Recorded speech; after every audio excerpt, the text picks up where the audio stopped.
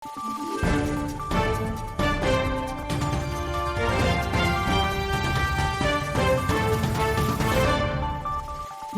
araw, Pilipinas! Ito ang Valiente News hatid sa inyo ng Office of the Vice President. Kabilang sa mga naging prioridad sa ginanap na Thanksgiving activity sa Occidental Mindoro, ang mga katutubong mangyan. Ang kwento ng ilan sa kanila, saksihan natin sa ulat ni Brian Latasa. Isa lamang ang 53 years old at katutubong mangyan na si Tatay Arnel sa 500 na mga residente mula sa Occidental Mindoro na nakatanggap ng handog mula sa tanggapan ng pangalawang Pangulo sa pamumuno ni Inday Sara Duterte. Alinsunod pa rin ito sa malawakang selebrasyon ng ika-89 founding anniversary ng Office of the Vice President.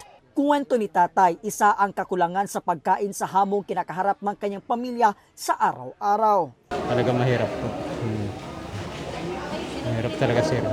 Pagkain, baka minsan mga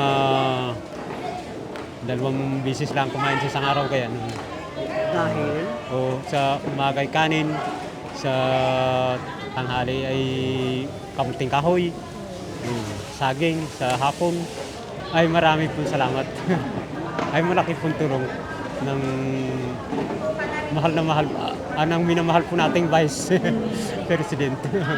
Makatulong ito sa pang-araw-araw? Sa pang-araw-araw na pangangailangan.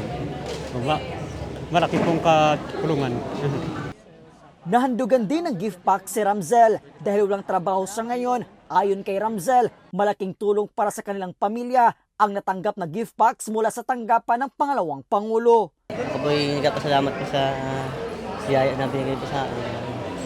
Mula po dito sa bayan ng Abra de Ilog, Occidental Mindoro, ako po si Brian Latasa. Ang lahat para sa Diyos, bayan at pamilyang Pilipino. Valiente News. Mga taga-Occidental Mindoro, nagpaabot ng mensahe para kay Vice President Inday Sara Duterte. Yan at marami pang balita dito lamang sa Valiente News. Ako si Claudette Loreto para sa makabuluhan, ninindigan at matapang ng mga ulat at impormasyon. Maraming salamat.